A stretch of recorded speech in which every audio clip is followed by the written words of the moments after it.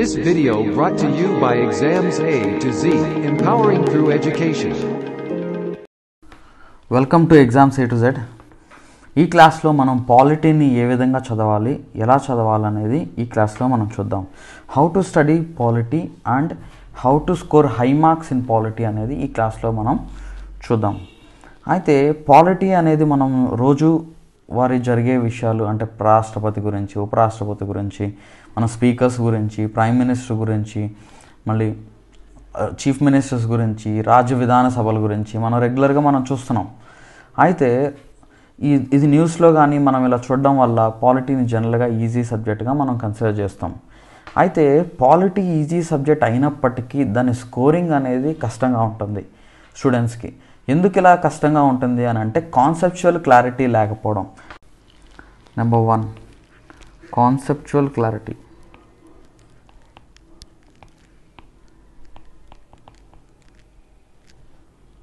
Number 2, lack of practice.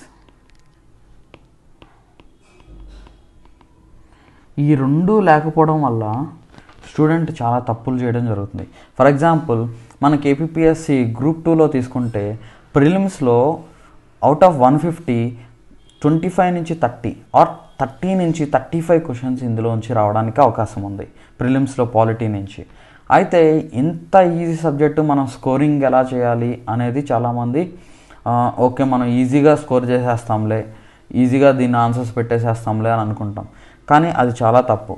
ఎందుకు తప్పు అని అంటే ఇందులో 35 క్వశ్చన్స్ ఇచ్చినప్పుడు చాలామంది 35కి 35 కానీ 35కి 30 కానీ ఆన్సర్ చేయడం కష్టమైంది అనమాట.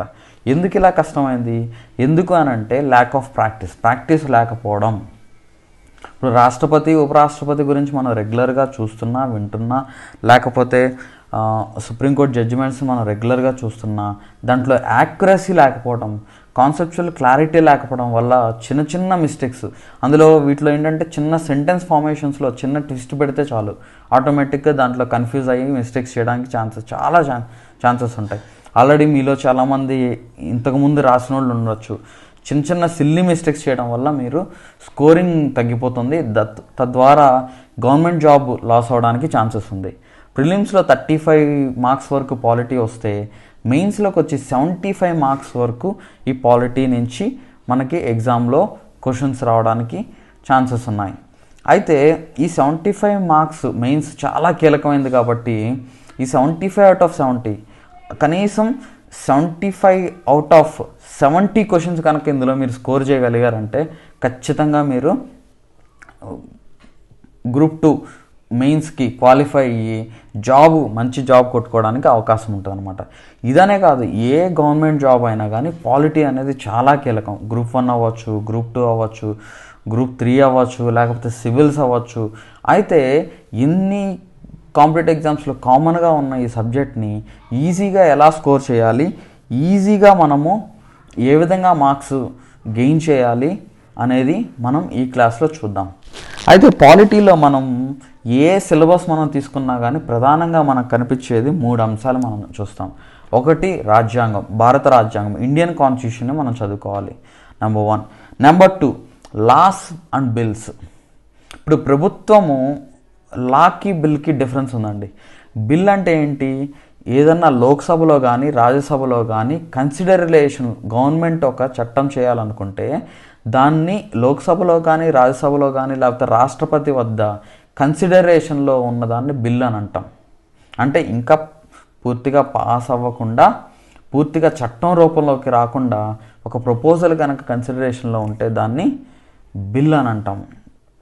అయితే ఇటువంటి బిల్స్, ఫర్ ఎగ్జాంపుల్ గవర్నమెంట్ ఏదన్నా కొత్త బిల్ తీసుకొద్దాం అనుకుంది, కొత్తది ఏదన్నా ప్రవేశపెడదాం అనుకుంటుంది.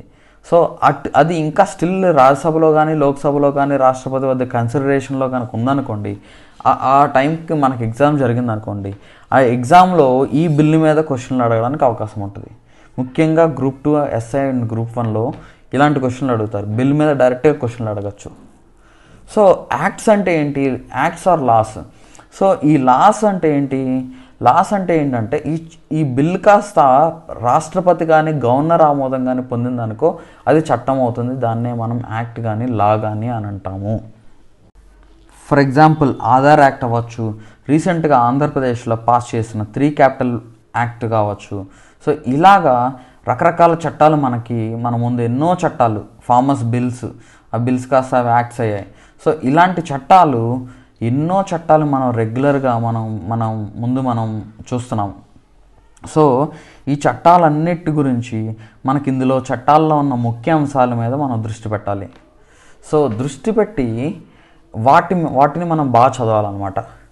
సో వాటి మీద మనం ప్రాక్టీస్ చేయాలి. దానిలో ఫీచర్స్ ఏంటి, ముఖ్య అంశాలు ఏంటి అనేది మనం తెలుసుకున్నామంటే ఖచ్చితంగా మనకి దాని మీద క్వశ్చన్లు రావడానికి అవకాశం ఉంది. ఇది మాత్రమే కాకుండా సుప్రీంకోర్టు జడ్జిమెంట్స్, సుప్రీంకోర్టు ఏం జడ్జిమెంట్ ఇచ్చింది, అన్ని జడ్జిమెంట్స్ని మనం దృష్టిలో పెట్టుకోవాలా అని అంటే it is a vast syllabus, vast topic అనమాట. అయితే అన్ని జడ్జిమెంట్స్ కాదు, ఈ రాజ్యాంగం గురించి, లేకపోతే ఈ చట్టం కానీ, బిల్స్ గురించి కానీ, లేకపోతే రాజ్యాంగం గురించి కానీ సుప్రీంకోర్టు ఏం చేస్తుందంటే ఎప్పటికప్పుడు తన దగ్గర వచ్చిన అంశాల మీద విచారణ చేపట్టి ఒక జడ్జిమెంట్స్ ఇవ్వచ్చు. సో అందులో చాలా ముఖ్యమైన జడ్జిమెంట్స్ అన్నిటిని మీరు లిస్ట్ అవుట్ చేసుకొని వాటిని బాగా మీరు చదువుకొని దాంట్లో డేట్స్ ఏంటి, లేకపోతే ఎవరి మధ్య అది వాజ్యం ఉంది. సో ఇలా కనుక రెగ్యులర్గా మనం దాన్ని ఫాలో అవుతూ ఒక లిస్ట్ అవుట్ చేసుకొని రెగ్యులర్గా దాంట్లో ముఖ్యమైన జడ్జిమెంట్లోని ముఖ్యమైన అంశాలు ఏంటి, ఫర్ ఎగ్జాంపుల్ పుట్టుస్వామి జడ్జిమెంట్ అవ్వచ్చు, రైట్ టు ప్రైవసీ జడ్జిమెంట్ అని అంటాం, ఆధార్ జడ్జిమెంటు. సో ఇలా రకరకాల జడ్జిమెంట్స్ ఉన్నాయి. National judicial appointment commission judgment ఉంది. సో ఇలాంటి జడ్జిమెంట్స్ అన్నీ ముఖ్యమైనవి కాబట్టి వీటన్నిటిని మనం దృష్టిలో పెట్టుకొని వాటి మీద మనం ప్రాక్టీస్ చేయాలి. ఇది మాత్రమే కాకుండా constitution is a vast subject అనమాట.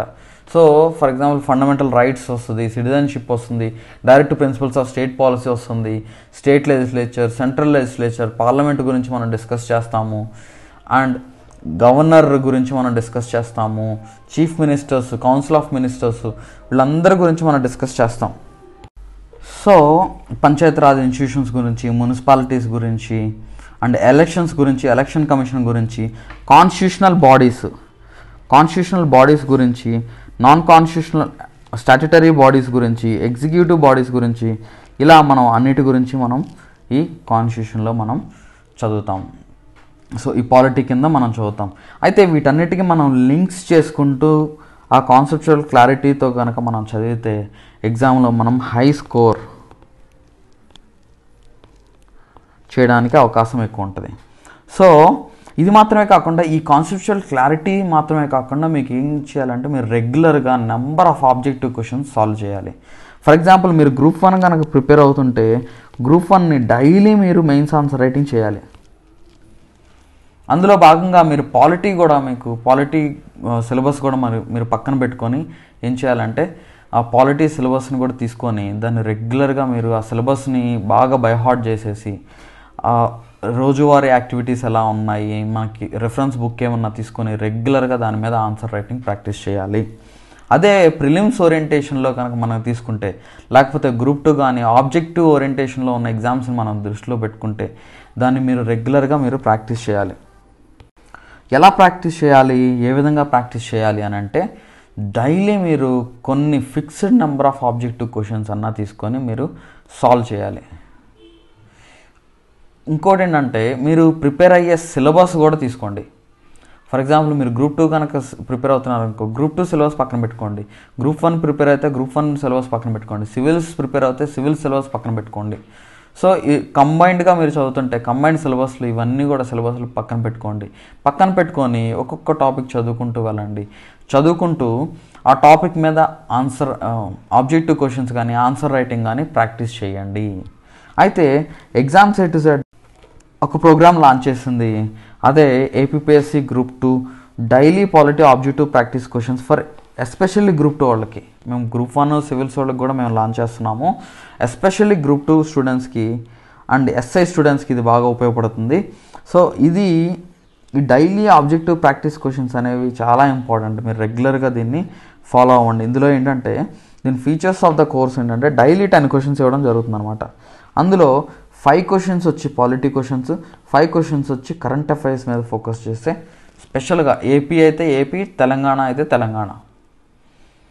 సో 5 క్వశ్చన్స్ కరెంట్ అఫైర్స్ నుంచి ఇవ్వడం జరుగుతుంది, ఇంక్లూడింగ్ ఏపీ కరెంట్ అఫైర్స్ వస్తాయి. అండ్ 5 క్వశ్చన్స్ పాలిటీ నుంచి ఇస్తాం. ఇది కూడా ఏంటంటే టాపిక్ వైజ్, చాప్టర్ వైజ్ ఇవ్వడం జరుగుతుంది. అంటే మీరు ఏదన్నా ఒక రెఫరెన్స్ బుక్స్ తీసుకొని ఆ బుక్ మీరు చదువుకొని మీరు ప్రాక్టీస్ ఎక్కడి నుంచి చేయొచ్చు అంటే మీరు ఇక్కడి నుంచి మీరు ప్రాక్టీస్ చేయొచ్చు. సో ఈ విధంగా మీరు నెంబర్ ఆఫ్ టైమ్స్ ప్రాక్టీస్ చేయడం అంటే మీరు అక్కడ చదువుకుంటారు, ఇక్కడికి వచ్చి ప్రాక్టీస్ చేస్తారు. సో ఇలా చేయడం వల్ల మీకు కాన్సెప్చువల్ క్లారిటీ అనేది మొత్తం క్లియర్గా ఉంటుంది. అండ్ ఇది మాత్రమే కాకుండా మనము ఈ 5 కరెంట్ అఫైర్స్ కానీ పాలిటీ రిలేటెడ్ సబ్జెక్ట్లో పాస్ట్ 1 or 2 years నుంచి మొత్తం తీసుకొని ఆ కరెంట్ అఫైర్స్ అంతా కవర్ చేసుకుంటూ ఎగ్జామ్ అయ్యే వరకు మేము కవర్ చేస్తాం అన్నమాట. ఇది మాత్రమే కాకుండా ఎన్సీఆర్టీస్ అండ్ తెలుగు అకాడమీ బుక్స్లోంచి కూడా మేము క్వశ్చన్స్ తీసుకొని వాటిని కవర్ చేస్తాము. సో ఈ పాలిటీ కోర్స్ అనేది గ్రూప్ 2 వాళ్ళకి కానీ ఎస్ఐ వాళ్ళకి కానీ బోత్ ప్రిలిమ్స్ అండ్ మెయిన్స్ ఈ రెండింటిని ఆ 2 స్టాండర్డ్స్ కవర్ అయ్యేలాగా మేము దీన్ని ప్రోగ్రామ్ చేయడం జరుగుతుంది. నెక్స్ట్ మీరు నెంబర్ ఆఫ్ బిట్స్ ఏదో ఒకటి ప్రాక్టీస్ చేస్తున్నారు, ఆ టెలిగ్రామ్ ఛానల్లో ఈ టెలిగ్రామ్ ఛానల్లో ప్రాక్టీస్ చేస్తున్నారు. కానీ మీరు చేయాల్సింది ఏంటంటే హైలీ ఆర్గనైజ్డ్ ఆబ్జెక్టివ్ క్వశ్చన్స్ ఉండాలి. అంటే మీకోసం మేము ఏం చేస్తున్నామంటే హైలీ ఆర్గనైజ్డ్ మేము చాప్టర్ వైజ్ ఇవ్వడం వల్ల మీకు ఒక క్లారిటీ వస్తుంది. ఆ చాప్టర్ మీద కంప్లీట్గా ఏం చదవాలి, ఏం చదవలేదు, ఎక్కడ తప్పులు చేస్తున్నాను అనేది మీకు క్లియర్గా తెలుస్తుంది. ఏ ఏరియాస్లో మీరు వీక్గా ఉన్నారో ఆ ఏరియాని మీరు బాగా క్లియర్గా దాన్ని చదువుకుంటే మీరు సక్సెస్ అవ్వడానికి ఛాన్సెస్ ఎక్కువ ఉంటుంది. చూడండి, ఒకటే గుర్తుపెట్టుకోండి, సబ్జెక్ట్ అందరికీ తెలుస్తుంది. ఒకసారి కానీ 2 సార్లు కానీ చదివితే సబ్జెక్ట్ నాలెడ్జ్ వస్తుంది. కానీ subject knowledge is not only important, it is the clarity and competence is important. మీకు క్లారిటీ ఉండాలి, యాక్యురసీ ఉండాలి, కాంపిటెన్స్ ఉండాలి. అంటే మిగతా వాళ్ళతో పోల్చుకుంటే నేను ఎంత ఫాస్ట్గా బిట్గా కరెక్ట్గా ఆన్సర్ చేస్తున్నాను అనేది ఇంపార్టెంట్. అది మీరు చేయగలుగుతున్నారా లేదా ఒకసారి మీకు మీరే టెస్ట్ చేసుకోండి. ఒకవేళ చేయలేరు అని అంటే you can choose this course and do practice regularly. ఇలా మనకి రెగ్యులర్గా మీరు ప్రాక్టీస్ చేయడం వల్ల మీకు ఎగ్జామ్ ఫియర్ అనేది పోతుంది, ఈజీగా స్కోరింగ్ చేసుకోవడానికి అవకాశం ఉంటుంది. సరదాగా మీరు ఆడుతూ పాడుతూ హ్యాపీగా మీరు ఆబ్జెక్టివ్ క్వశ్చన్స్ సాల్వ్ చేయడానికి అవకాశం ఉంటుందన్నమాట.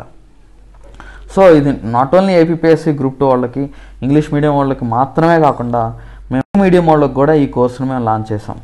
తెలుగు మీడియం వాళ్ళకి మెటీరియల్ కానీ కంటెంట్ కానీ చాలా డెఫిసిట్ ఉంది. ఆ డెఫిసిట్ కంటెంట్ని మేము ఇక్కడ గ్యాప్ని ఫిల్ చేస్తున్నాము. వాళ్ళ కోసం కూడా మేము చాలా హార్డ్ వర్క్ చేసి ఈ కోర్సుని మేము లాంచ్ చేసాం. సో ఆల్రెడీ మన ఎగ్జామ్స్ A to Z యాప్లో ఈ కోర్సుని మేము ఆల్రెడీ లాంచ్ చేసి ఉన్నాయి. ఈ లాంచ్ చేసిన కోర్సు మీరు సబ్స్క్రైబ్ చేసుకోవచ్చు. అండ్ కోర్స్ వ్యాలిడిటీ కూడా 1 year అనమాట. అండ్ ఈ క్వశ్చన్స్ అన్నిటిని కూడా మేము ఏం చేస్తామంటే ఎప్పటికప్పుడు అప్డేట్ చేస్తాం. మీరు ఎగ్జామ్ హాల్లోకి వెళ్ళే అంతవరకు కూడా ఈ ఆబ్జెక్టివ్ క్వశ్చన్స్ అన్నీ అప్డేటెడ్గా ఉంటాయి. దానివల్ల మీకు అడ్వాంటేజ్ ఏంటంటే ఎప్పుడు మీరు ప్రాక్టీస్ చేసినా ఇది అవుట్డేటెడ్లా ఉంది అని అనడానికి అవకాశమే ఉండదు. రెగ్యులర్గా మీరు ఎప్పుడు ప్రాక్టీస్ చేసినా ఆ టాపిక్ మీద okay this is updated information అని మీకు ఆ షూరిటీ అయితే మేము ఇవ్వగలము. సో మీరు రెగ్యులర్గా ప్రాక్టీస్ చేయొచ్చు. మీరు ఒకటే గుర్తుపెట్టుకోండి, మీరు కనుక ప్రాక్టీస్ చేయకపోతే someone else is getting better అని అర్థం. మీరు చేయకపోతే ఇంకొకరు చేస్తారు, ఎవరైతే చేస్తారో వాళ్ళకే సక్సెస్ వస్తుంది. సో ఒకటే మన మంత్రం ఉండేది ఏంటంటే రెగ్యులర్గా ప్రాక్టీస్ చేయడము. Everyday practice is only the success Mantra. So మనము ఇప్పుడు టీఎస్పీఎస్సికి కూడా మనకి నెంబర్ ఆఫ్ నోటిఫికేషన్స్ రాబోతున్నాయి. టీఎస్పీఎస్సికి కూడా మేము ఏం చేస్తున్నామంటే ఇలాగే ఆబ్జెక్టివ్ క్వశ్చన్స్ ఇవ్వబోతున్నాము. అండ్ టీఎస్పీఎస్సికి ఇప్పుడు ఎంటైర్ సిలబస్ కవర్ చేస్తాం ఫర్ గ్రూప్ 2 అండ్ హైలీ ఆర్గనైజ్డ్గా ఇస్తాము. Daily same positive 5 polity questions and 5 current affairs with special focus on తెలంగాణలో జరుగుతున్న రోజు యాక్టివిటీస్ మీద నుంచి క్వశ్చన్స్ కూడా ఇస్తాము. దానివల్ల మీకు ఏంటంటే ఆ ఏరియాస్లోంచి వచ్చే ఆబ్జెక్టివ్ క్వశ్చన్స్ మీరు ఈజీగా ఆన్సర్ చేయడానికి అవకాశం ఉంటుంది. చూడండి, ఇక్కడ నుంచి చాలా టఫ్గా ఎగ్జామ్ ఉండబోతుంది, ఎందుకంటే ఐఐటీస్ చేతిలోకి వెళ్తుంది ఎగ్జామ్ పేపర్ సెట్టింగ్ మొత్తం కూడా. సో అండ్ కాంపిటీషన్ బాగా పెరుగుతుంది. కాంపిటీషన్ ఇదంతా పెరిగేటప్పుడు ఖచ్చితంగా paper will be very tough అనమాట. సో ఈ టఫ్నెస్ తగ్గించాలి అని అంటే ఆటోమేటిక్గా ఈ టఫ్నెస్ని ఫేస్ చేయాలంటే ఆటోమేటిక్గా మీరు బాగా ప్రాక్టీస్ చేయాలి. ఒక్క ప్రాక్టీస్ మాత్రమే మీకు సక్సెస్ ఇస్తుంది, అది మాత్రం గుర్తుపెట్టుకోండి. సో ఆ ప్రాక్టీస్ని మీరు బాగా ప్రాక్టీస్ చేయాలన్న ఉద్దేశంతోనే ఈ ప్రోగ్రామ్ని మేము లాంచ్ చేస్తున్నాం. ఇది ఒక్క పాలిటీకి మాత్రమే కాదు, జాగ్రఫీకి, ఎకానమీకి, ఏపీ హిస్టరీకి, తెలంగాణ హిస్టరీకి అన్నిటికీ మేము కోర్సెస్ లాంచ్ చేయబోతున్నాం. ఇలా ఆబ్జెక్టివ్ క్వశ్చన్స్ మీరు రెగ్యులర్గా దాన్ని యూజ్ చేసుకోండి. సో ఇది టీఎస్పిఎస్సి తెలుగు మీడియం వాళ్ళకి. సో రెగ్యులర్గా మీరు యూజ్ చేసుకోండి. ఇదేంటంటే ప్రతిరోజు సోమవారం నుంచి శుక్రవారం వరకు ప్రతిరోజు 10 క్వశ్చన్లు ఉంటాయి.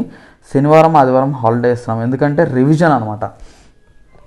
ఇంకోటి మనం గుర్తుపెట్టుకోవాల్సింది ఏంటంటే మనం ఆబ్జెక్టివ్ క్వశ్చన్స్ని కూడా మనం రివైజ్ చేసుకోవాలి. చాలామంది చేసే పొరపాటు ఏంటంటే ఒకసారి చదువుతారు, 2 సార్లు చదువుతారు, దాన్ని వదిలేస్తారు.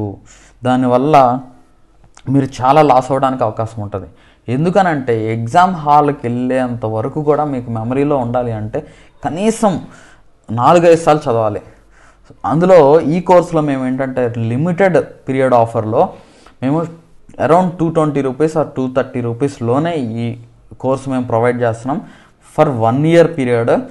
And this course is going to be updated. రెగ్యులర్గా అప్డేట్స్ ఇస్తున్నాము.